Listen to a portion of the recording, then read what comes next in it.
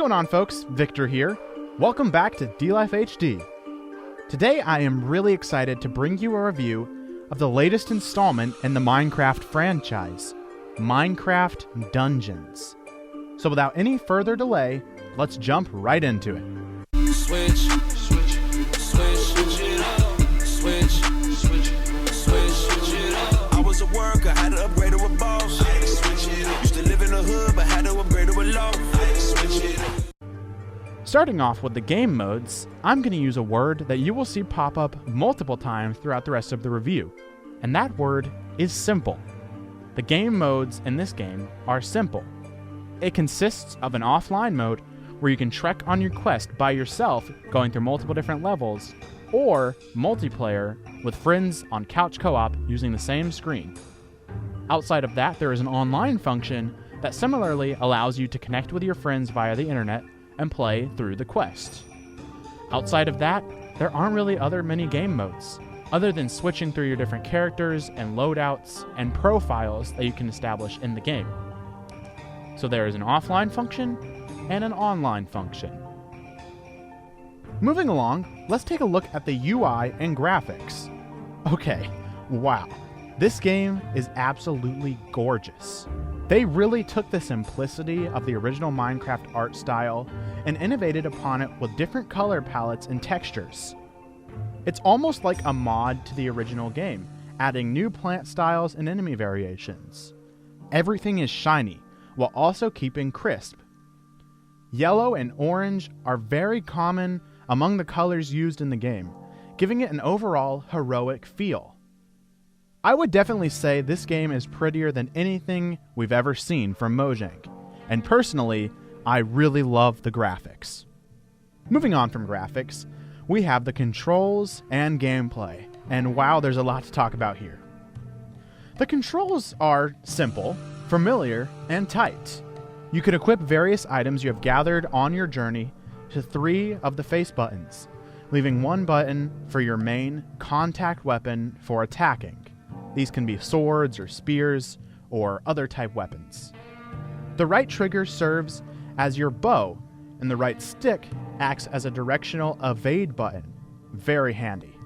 Of course, seeing as this game is a Diablo Light, most actions have a cooldown function, so the player is not overpowered. This title is geared towards mainly a younger audience, so the gameplay loop here is very watered down, I'd say. You have a hub where you start the game in, and from there you can buy random gear from merchants and check out the collectibles that you've gathered along the way on your quest. You furthermore launch into story quests where you follow a linear path, fighting massive hordes of enemies, completing commanded objectives, and looting out secret areas. Note, the game on Switch unfortunately suffers from a little bit of frame drops, but I think there might have been a Day 2 patch or something like that has fixed most of these issues. Outside of that, the game seems to be rather stable other than random cuts. I was able to experience the multiplayer function of this in person rather than through the internet, and I would say I highly recommend this function. If you have a group of friends over or maybe family to play this that are interested in the game, definitely jump on it. It is awesome to have 4 people sitting down with the remotes and playing through and fighting hordes of zombies and skeletons and other such enemies. Moving on from the gameplay, let's take a look at the music and sound. A coven of wicked witches live at the heart of the sinister swamp. They conjure up all manner of brews to empower the Arch-Illager and his ever-growing army. If you don't find and defeat those witches, the Illagers will be unstoppable. The game is limited in its music. There are small original tunes throughout, similar to the original game, but outside of that, most of the sound is rooted in the action. Though it is cool to hear new original pieces, they aren't present regularly. The sound effects are so awesome.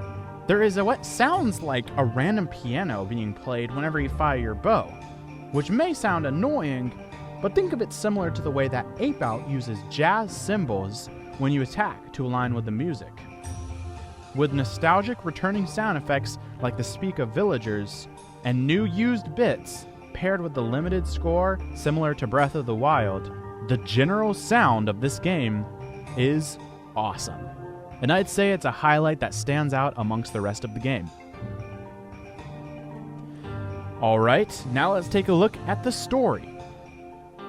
Like at the root of this game, the story is very straightforward. You play as the main character set out on a quest to stop an evil ex-villager who has gone rogue and uses magic to torment people. The ex-villager does his deeds as a result of being thrown out of his old village due to his weird looks and nature.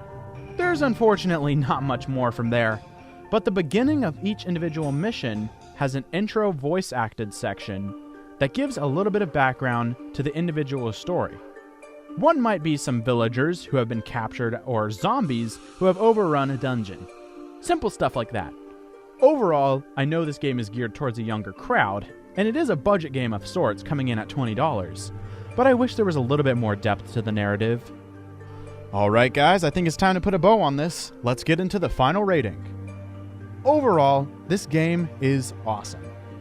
It's a standout title amongst others of this time because of its graphics and amazing engaging gameplay, taking inspiration from games like Diablo, while at the same time having very engaging sound effects and a very limited story. It does have its drawbacks, like I said, with the frame rate and a few online pairing issues, but overall, it's very polished and fun to play.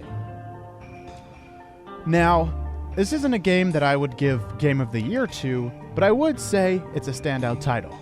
So with that being said, I'm going to give this game a 7 out of 10. Alright guys, thanks for watching. Let us know in the comments what you thought of this review below. We love talking to you guys. Remember to like and subscribe for more videos like these. In the description of this video, you will find a link to our Discord. We have community game nights and generally love talking. Lastly, don't forget to check out our Twitter account for gameplay updates and latest releases. But most importantly of all, remember to stay 1 up.